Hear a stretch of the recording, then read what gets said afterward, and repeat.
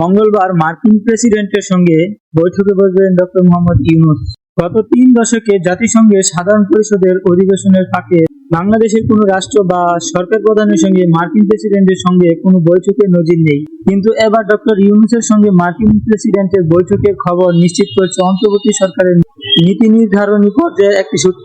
সব ঠিক থাকলে নিউ ইয়র্কের স্থানীয় সময় ২৪ সেপ্টেম্বর মঙ্গলবার দুপুরে জাতিসংঘের সদর দপ্তরে বাংলাদেশ ও যুক্তরাষ্ট্রের শীর্ষ নেতারা বৈঠকে বসবে। ঢাকা ও নিউ ইয়র্কের উচ্চ পর্যায়ের সূত্রগুলো জানিয়েছেন, গত বৃহস্পতিবার ১৯ সেপ্টেম্বর বিকালে ওয়াশিংটনের পক্ষ থেকে জাতিসংঘ সাধারণ পরিষদের অধিবেশনের ফাঁকে ইউনূস বাইডেন বৈঠকের বিষয়টি চূড়ান্ত করা হয়। এর পরিপ্রেক্ষিতে ২৪ সেপ্টেম্বরের পরিবর্তে ডক্টর মোহাম্মদ ইউনূস কাল ২৩ সেপ্টেম্বর নিউ ইয়র্কের উদ্দেশ্যে রওনা হচ্ছেন। জাতিসংঘ সাধারণ পরিষদের অধিবেশন চলার ফাঁকে কোনো দেশের শীর্ষ নেতার সঙ্গে যুক্তরাষ্ট্র প্রেসিডেন্টের দ্বিপক্ষীয় সাক্ষাৎ প্রায় বিরল।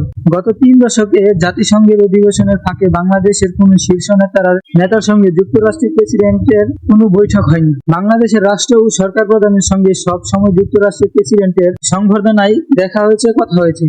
জো বাইডেনের সঙ্গে বৈঠকের পাশাপাশি ইউরোপীয় কমিশনের প্রেসিডেন্ট উর্সুলা ভন ডের লিয়েনের সঙ্গেও বৈঠক করেন ডক্টর মোহাম্মদ ইউনূস। এছাড়াও বিশ্বব্যাংকের প্রেসিডেন্ট অজয় বাঙ্গা এবং আন্তর্জাতিক মুদ্রা তহবিল IMF ব্যবস্থাপনা পরিচালক ক্রিস্টালিনা জর্জিয়েভা বাংলাদেশে অন্তর্বর্তী সরকারের প্রধান উপদেষ্টার সঙ্গে দেখা করেন। প্রায় ৩৫০ বহর মার্কিন প্রেসিডেন্টের সাথে বৈঠকের জন্য দিনের পর দিন অপেক্ষা করে গেছে, তারপরেও মেলে নাই সাক্ষাৎ। নিত্য নতুন সকল আপডেট পাওয়ার জন্য আমাদের চ্যানেলটি সাবস্ক্রাইব